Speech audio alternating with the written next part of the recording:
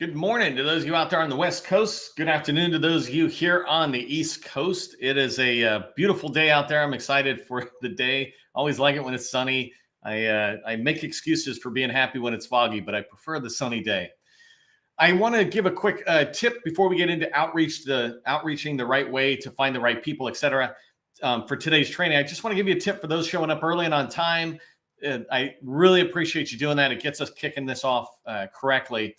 So here's my tip for you. Today, I posted content around doing business with the Army Contracting Command at Aberdeen Proving Ground. And so you really want to go check that out. We've begun to create these how to do business with series. And today's content that we put out was around doing business with them. It's actually under Army Materials Command, Army Contracting Command, and then Army in Aberdeen Proving Ground, ABG. And they have a big budget. It's like $27 billion, $30 billion spend out there. They're primarily just a contracting shop executing for other people. And so you want to get in and see what they buy. When you go to my profile, you can do it later or you can do it now and give it a thumbs up while I'm talking. But when you go in there, you'll see an org chart, two org charts laid out. One is leadership for this contracting center. And then the other is laying out who the heads of contracting activity are. This is a great way to begin to figure out how do you get in and discover what's there. One other special thing about it, and this is unique, breaking news today kind of thing, is that because we were doing this activity, we actually were doing it for a customer. And when we do it for customers, we just package it up and put it out so that we share it with a lot of other people. But one thing we discovered was another supplier portal that wasn't in our directory. So if you don't know this, if you go to www.govconchamber.com, we have a free directory you can download of like 100 supplier portals in government agencies and large prime contractors. So today we're adding a new one in there for APG. And give you an example of how important it is to be in a supplier portal.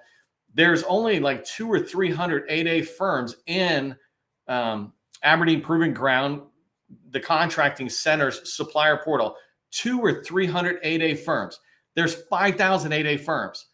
If these buyers are looking for companies like yours and they go to their own supplier portal and they don't see you, but they see 3, 4, 5, 10 other 8A firms, for example, and the same thing goes across on all businesses, then why would they go out and try to find you when they've got some people there? So go get in their supplier portal. They buy most of what all of us sell. All right, that was a tip as a thank you for those showing up early and on time. Let's go ahead and get rocking and rolling into the training. If you haven't been to my training before, I go at a fire hose pace. Definitely invite your friends, your colleagues, etc., because this is always training that has tactical advice. How can I give you guidance on improving how you do your job or having more success at it, which I think is just redundant. Okay, so let me share my screen and we'll get rocking and rolling. Okay, so today we're going to be talking about that first meeting, right? Doing outreach is literally that first meeting. And I want to put in perspective, where does outreach fall into the overall sales process in the federal market? I created a 7-step process for federal government success, federal revenue success, right? Really looking at this saying, how can I get sales? Well, in order to get sales, I must submit winning proposals that have a 100% chance of winning. Whether they win or not is dependent on the government, but these are winning proposals. And in order to do that, you must have slam dunk opportunities in your pipeline. And in order to find slam dunk opportunities, you must have relationships, strategic relationships with large primes, small primes, and with federal agency buyers like the Army Contracting Command I was just talking about. But in order to get those strategic relationships, you have got to pick up the phone and start them. And that's what we're going to talk about today, outreach. And then before outreach, if you didn't attend yesterday, we had training yesterday that was talking about targeting. And targeting is identifying the right people that you'll call. All of that is benefited and begins with research. And so that's the 7-step process. Today, we're going to again talk about meeting having that initial meeting with buyers in outreach. And so today I want to cover down on what is outreach, just put it in perspective. What is it and why is outreach important? When should you do outreach? Spoiler alert, always. Who you're going to be reaching out to. So I want to give you ideas. If you haven't taken any other training, I want to make sure you understand who you're going to be outreaching to. What are the titles that people have, et cetera. And then I always like to wrap up with how do you do outreach? I want to give you specific tips on how you can go away this afternoon, tomorrow, and do more outreach effectively. So that's what we're going to cover down on today. If you don't know who I am, my name is Neil McDonald. I'm the president of the GovCon Chamber of Commerce, and I want to welcome you to my federal sales training where I provide tips for success in the federal market. I spent 20 years as a small business owner in the federal market, and since 2018, I've been teaching people like you that government contracting is not a secret, it's just a process. When you follow a process A to Z, you're going to have repeatable, predictable results. And that's what I want for you in the outreach activity you're going to do and the sales success that you want, having that repeatable, predictable success. Do me a favor, in the chat, put your core competency in your company name. If you can, if you're on a desktop or if you're able to do this on a mobile, tag your company in LinkedIn. So put at GovCon Chamber, for example, and it'll come up with your company name. So you're tagging it. This makes it easier for other people, including buyers who come to our training, to click on it and go discover your company and go down this rabbit hole of learning about you. And also put your core competency. I really want to get you used to using only 2 or 3 words. Don't put a lot of extra stuff at the moment. Here, you want it to be, company ABC. We do data management. When you do that, it begins to sink in our memory. And people who come to these trainings need to see it 20, 30, 40 times that same way. You can never do it enough. But too much, but when you do it enough in that way, it'll sink into our minds. And when I have a chance to refer somebody to you or you to them, I'll remember who's the data management company, who's the workforce development company, et cetera. So if you're open to connecting, let others know. If you're a second connection, third connection to me, welcome. I'm going to reach out and connect you and let others know, though, if you're open to that as well. Okay, so let's start with what is outreach, and especially as it relates to federal sales, right? When we talk about it, it basically is cold calling, right? Sales is all about cold calling. You can warm it up. I've done whole trainings on how do you do cold calling warm, meaning an example is engaging with people out there. One of the things I want you to keep in mind, though, when I say cold calling, it is not brutal. It is not even really difficult. I can understand that it might be difficult to start, right? You might have a little anxiety to pick up the phone and call somebody, but it is not physically difficult. I've been doing sales 30 years. And when I started my career, it was door-to-door sales selling vacuum cleaners. I would literally walk up to the door having high anxiety and fear of dogs coming out and attacking me, right? You don't have any of that. I would knock on the door and I have this fear of somebody yelling at me about being on their property or doing this kind of stuff. And by the way, that rarely ever happened. The dogs happen all the time, but the people generally were nice anyways. But you have that fear, and it's a very physical fear that I have, right? And so I'm reaching out to these people in sales, and you're doing the same thing on the phone, but you can warm yours up, but no one's going to bite your head off, right? I used to have to go in into the people's house to sell vacuum cleaners. And now I go into federal agencies, right, to sell billion-dollar solutions or something. And that's what I want you to do. And that's what outreach is. It's basically picking up the phone and calling people.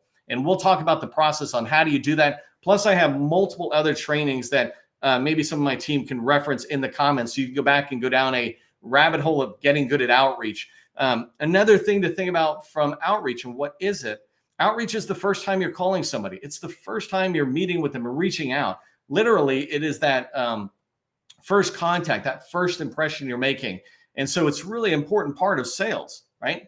Outreach is about getting a meeting scheduled. So even though you want the meeting, and in the next bullet, I talk about having the meeting, outreach is less about having the meeting because that's kind of a whole nother separate activity.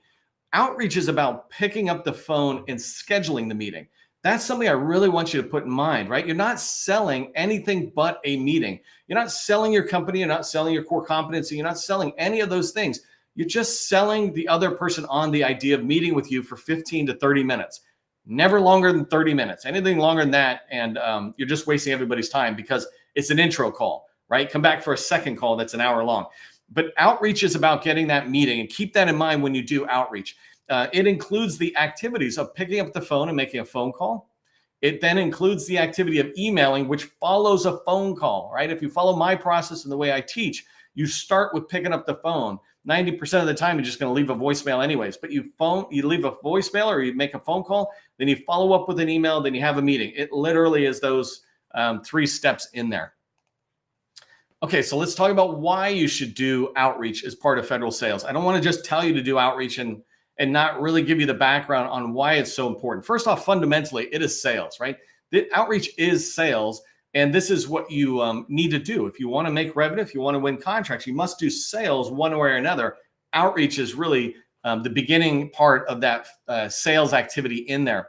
It's the start of a numbers game. I've described this in previous trainings, but the numbers game basically says that if you want to make $1 million, you need to do all this activity beforehand. So if you want to make $1 million, for example, then you need to submit 4 proposals that are each valued at $1 million, because the chances of you winning 1 out of 4 is likely if you're going after slam dunk opportunities. So that's a numbers game type of thing. Well, you can keep backing it up. If you want 10 strategic relationships that will lead to long-term growth with an agency or teammate, then you need to reach out to a significant amount of people.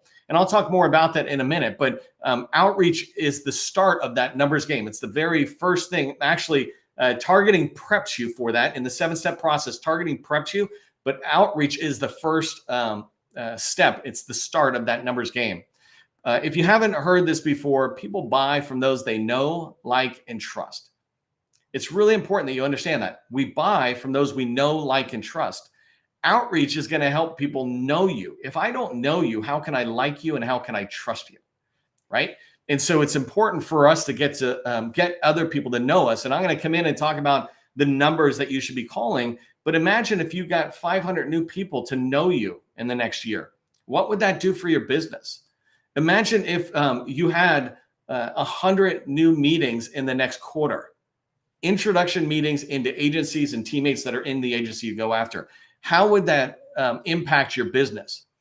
Those meetings are basically people knowing you now. You've introduced yourself to them. There's a lot of ways to help them get to know you, but this is one. You can't have relationships. If you saw in the 7-step process, relationships lead to opportunities. You need opportunities in your pipeline so you can win sales. You can't have relationships unless you pick up the phone and call somebody and say, hi, or in this case, hello. You need to reach out. I'm going to a networking event. Any of you in the DC metro area, it's in Washington, DC at the Kennedy Center. Jennifer Schaus is hosting it. And somebody tag her in the chat just so people can follow who she is. But she's hosting an event. It's a networking event out there. I'm going to go to that event and say hello to people. Well, that's one way of doing networking, but I have to go somewhere to do that. Outreach is about sitting at your desk and making these calls and saying hi. And those are the start of a new relationship. When you do outreach correctly, you're going to be able to start learning about an agency. If you followed on the 7-step process, the first step is research. There's only so much research you can do on your own through the internet, et cetera, before you need to talk with somebody in that agency to have a next level of understanding about that agency. And so outreach helps you learn more about the agency, including learning about opportunities, hearing about opportunities. And the last thing is when you do outreach, you might reach out to somebody who either is helpful and you'll keep talking to them, but they'll introduce you to somebody else, or who says, hey, I can't help you. I don't have anything to do with what you do, but I can introduce you to Sally because she does. When you do outreach, it gives you a chance to get introduced to other people in that target agency. As long as you can get somebody on the phone, you have this ability in that intro call to ask for that introduction. So it's a fantastic opportunity. So I like this slide because when I was preparing it, it took me a lot of time, right? I had to center the words. When should you do outreach? You should do outreach every single business day. If you're full-time sales, you should be doing this every single day. If you're a business owner, you should be doing this every single day. If you have any part of business development and capture responsibilities in your company, you should be doing this every single day. The only thing that changes is the number of people you call every single day. Everybody should call at least 5 people a day, right? Every single person should call 5 people a day. If you are full-time sales and your target is, Department of Homeland Security or something, you should be calling 25 people minimum a day. That takes less than an hour. To call 5 people literally takes 5 or 10 minutes. So can you block out on your calendar a certain amount of time for cold calls, right? Outreach. And when you do that, you'd be amazed on how those numbers begin to add up. One tip on when you should do outreach, I highly encourage you to put it at the beginning of the day. You come to your office and you've got your day started. Hopefully you planned your day's priorities the day prior, right? So you don't start your day going, what am I supposed to do? And you start your day by picking up the phone and making those 5 calls, those 10 calls, those 20 calls. They will go very fast. And 80% of the time, people go right to voicemail. So it's a very easy process for you to do this. But when you do it first thing in the morning, you knock out what might be considered one of the hardest things to do, but is definitely one of the easiest things to procrastinate on. I want you to make these calls, because only through these calls will you build more relationships, hear about more opportunities, be able to write more winning proposals, and start winning more contracts. It all kind of begins here with you picking up the phone at the beginning of each day. So when you're doing outreach, here's a group of people you can reach out to. I like grouping the stakeholders out there into three categories: small businesses, agencies, and large primes. And the reason I do that is because the three ways to make money in the federal market is to subcontract under small businesses, prime under agencies, and when ready, subcontract under large primes, right? Those are basically the three ways to make money in the federal market. And so thinking that way, when you're doing outreach, you could be calling the owners or other leaders within that company. And then if you're able to, you can identify sales teams. I talked about going to a networking event. I know a small business that's less than 10 people, and one of their salespeople is going to that event. They're not on their website, so I never would really be able to find them. But by going to an event, I can add them to my targeted list and reach out to them. So there's ways to find them. Agencies, you want to reach out to three groups of people, right? Focuses of receptivity, focuses of dissatisfaction, and focuses of power. And so focuses of receptivity, like number 2 here, small business professionals, these are the people willing to talk with you, right? They're going to have conversations with you, help you navigate their agency. There's a lot of different people who might fall into that, but small business professionals for sure are great focuses of receptivity. Focuses of dissatisfaction, the program office personnel, number 3, they're the ones with the need. And so you want to have a group of them on the list. If you're just getting into an agency, you might start with a small business professional. But if you're if you're further along and you want to get into the Navy's PEO Digital, line up people in your target list that are from PEO Digital. So that makes them all program office personnel, focuses of dissatisfaction. And then you can reach out and call them. And then the last one's obviously at an agency, you can be reaching out to the acquisition personnel and contracting officers. They're the focuses of power. Focuses of power, people with money, they're the ones who sign the contract. When you do outreach, you want to be reaching out to all these type of people, and I'll talk about how in a second. And the last one is large prime vendors. The type of people you can reach out to in large prime vendors, I labeled 7 here, but business developers. These are the people who are building the relationships within the agency, trying to understand that agency better and identify opportunities. Capture leads, number 2, are the ones who take 4 to 10 opportunities and are really chasing them down. They're building teams. They're narrowing in on their relationships within an agency. These are great people to reach out to. Practice leads within a large prime. These are ones, let's say Booz Allen has a cybersecurity or a cloud practice area where they're going after a lot of that business, or the practice area could be covering down on Navy or on Department of Homeland Security, things like that. Finding those practice leads, those are great people to reach out to. If you don't know this, there's contract vehicles. There's over 100,000 contract vehicles. Most large primes put their contract vehicles on their website. And at the bottom, interestingly, at the bottom of the page, you usually will find a program manager and a contract administrator. These 2 people are responsible for basically the success of that contract vehicle and the operations of that contract vehicle within their organization.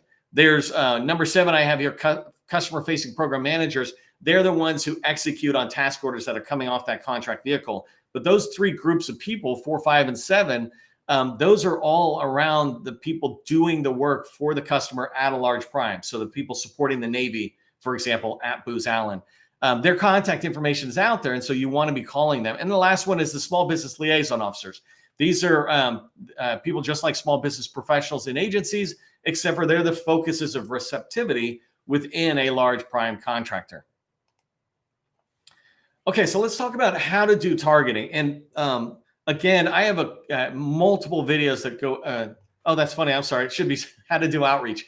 But I have multiple videos on how to do outreach, right? And so you can go in and find full out trainings on different parts that I'm talking about. But I wanted to give you some tips on how to actually do outreach and what some of the stuff you'll experience on or will be. So the first thing is when you're doing outreach, you're doing it off the efforts that happen in targeting. So targeting, you built a list of 1 to 200 people, and you said, that's who I want to contact at this agency or at this business. And so when you reach out to those people, there's going to be different types of folks, like I mentioned in the previous slide here, right? So if you're going to reach out to the agencies, what I would recommend you do is reach out in batches based on these descriptions, right? So if you're going to reach out to small business professionals, just call 10 or 20 in the same day. Don't add a single agency. Don't bounce back and forth from a small business professional to a contracting officer and program office. And here's why. Because when you call in batches, the conversations, the voicemails, if you get them on the phone, what they're going to ask, the questions you'll get, they'll all be similar when you do it in batches.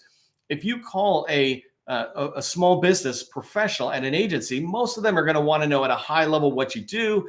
Are you properly registered? Have you registered in our supplier portal? Have you read our website that says this? There's going to be this standard thing. And so when you're calling into the Army, let's say, and you're calling a bunch of small business professionals, then you'll be able to be used to that conversation. You'll get into this rhythm of how to talk to them. And so it's okay if you call the same or different batches in the same day, but just do them together. So if you're going to call a bunch of small business professionals, do that first. And then if you still have time, then call 10 more people, but make them contracting officers. The other thing that goes with batches is what you will ask will be different. So I'm not teaching it today, and I have a whole separate training on using a call plan. When I make calls and when I teach my customers in our Business Development Accelerator workshop how to do outreach, I tell them use a call plan. And the call plan has a lot of stuff on it, but fundamentally it has these questions at the bottom that are designed to move the sale forward. The questions I would ask a contracting officer or the questions I ask a small business professional or the program office, those are three different types of questions. And so when you're calling, you'll have that sheet in front of you in case they answer the phone. So that way you're able to talk with them and schedule the meeting. So that's the value of doing batches. The process when people call really is really straightforward. You pick up the phone and you call somebody, and two things are going to happen. They're going to answer the phone, and you're going to talk to them and say, hey, I'd like to schedule a call. And again, watch other training on how I go through the script of that. Or the second thing that happens more often is you're just going to get their voicemail, and you have a piece of paper in front of you or something on the screen that is a voicemail script that is 30 seconds or less. And you're going to leave a voicemail saying, I'm looking to schedule a meeting with you. Right? That's all I'm doing is I'm calling. We're doing some work with other parts of the Army, and I'd love to talk with you about, learning more about your organization, et cetera. I'd just like to schedule an introduction call. I'm going to follow this up with an email, and that goes to step number 2. You pick up the phone, you call them, you leave a voicemail, and then you follow up with an email 2 or 3 hours later, and not right away, but 2 or 3 hours later, because that's marketing engagement. You want to get them to see you at different times. And you just say, and that email is very basic, and you can go watch my previous training to see the template. I'm not going to find that for you, but you can find the template. And in the email template, it's very short. It says, I'm following up to the voicemail. I'd just like to get on your schedule for 15, 30 minutes to schedule an introduction call. Are you open to that? Basically, that's what it says. Those 2 steps are the process to do outreach. Everything else is just beginning to schedule the call. When you're doing outreach, you're trying to schedule a meeting. Remember what I said, what you're selling is the meeting. And so even if you get them on the phone and you talk, you don't want to talk about your business, you're scheduling a meeting. But outreach is that activity of calling 5 to 20 people, 25 people a day, leaving voicemails, following up with an email, and then scheduling calls. We work with customers all the time on this. We've been doing this for a long time, years. And people who follow that process get people calling back, scheduling meetings. 40, 50% of the time, you reach out to a certain amount of people, you're going to eventually be able to get a meeting scheduled on the books or redirected to the right person, which is another totally acceptable result. The last bullet I had here, number 4, is be persistent, right? So you want $1 million contract or $10 million in business, $100 million. Don't give up. You've got to realize these people you're trying to reach out to are just like you. I have people I really, really want to talk with, and a message will come in. I'm like, oh, I got to get back to that. I see it. And then through the day, more messages come in and it gets buried, it goes down. I never actually forget it, but I start getting busy with this other stuff. There's this idea of, hey, I'm just bringing this back to the top of your inbox. Keep that in mind. You can get a handout. I think we have it on our website where I lay out a 30-day process for following up with these people you're calling, right? You call and leave a voicemail, then you send an email. Then what do? Well, I laid out this 30-step process of how do you keep following up? How often is too often? Twice a day is too often. Once a day is not too often, but I recommend less than make it more every other day at most, right? But every other day is fine. Every 3 days is starting to get too far away because I'm forgetting who you are. If you want the meeting, be persistent. And I just, before I go into the metrics, I just want to talk about this bell curve. If you can't see the screen that I'm showing at the moment, I'm showing a bell curve. And this is an adoption bell curve is what I call it. It's a technology and innovation bell curve. But the idea is when you look at any particular audience, let's say 100 people, 2.5% of those people, so 2.5 people are what we call innovators. They're going to instantly say, thank God you called. Yes, let's meet. Let's talk. I actually want to buy from you. That's how great it's going to be. 2.5% of the people that you call will be that. 13.5% of the people will be what we call early adopters, right? You have innovators and then you have early adopters. These people say, hey, it sounds good. I'd love to meet with you. Let's get on a call, right? That's really the bulk of who you're trying to meet. So that's 13.5% of the people that you're calling. So far, when I call, 16% of the people, 16 out of 100 people will take my call and schedule a meeting. The next group is called the early majority, and it's 34% of the people. It's still on the left side of the bell curve here. These people are inclined to take your phone call where you're trying to schedule, but they might make it a little difficult to get a meeting. No, I'd love to talk with you. I'm a little busy now. How about in a month or something? It's like, come on. They're the ones who basically are looking for an introduction from the early adopters. And so you want to go through enough calls so that you can find the innovators and early adopters who are going to schedule a call, because those very people will then introduce you to the early majority. And I don't want to go too far into this, but that green to gold, that early adopters to early majority, there's a chasm between that. And there's a book called Crossing the Chasm. When you do that, your ability to reach like 50 out of 100 people, it's a very realistic goal and it's amazing. But it begins with innovators and early adopters. Just continuing this one thread for 1 second, on the other side of the bell curve, 34% of the people are called late majorities. These are basically people who are going to go, nah, that's not me. I can't meet with you. I mean, literally, their title will be small business specialist. And before they even know about you, they'll be like, no, that's not me. I don't meet with you. And then you got 16% of the people out of 100 people, 16 people are going to be what we call laggards. And laggards are basically people who you just wish you did not reach. They're going to be a little mean, abrupt. No, how'd you get my number? That kind of stuff. Here's the challenge in outreach is instead of us really believing in the bell curve and understanding that 50% of the people are going to meet with us, 16% of them are going to meet with us as soon as we get them on the phone, we focus on the late majority and the laggards, the ones that are like, I don't know if I want to meet with you. What the heck are you calling me for, right?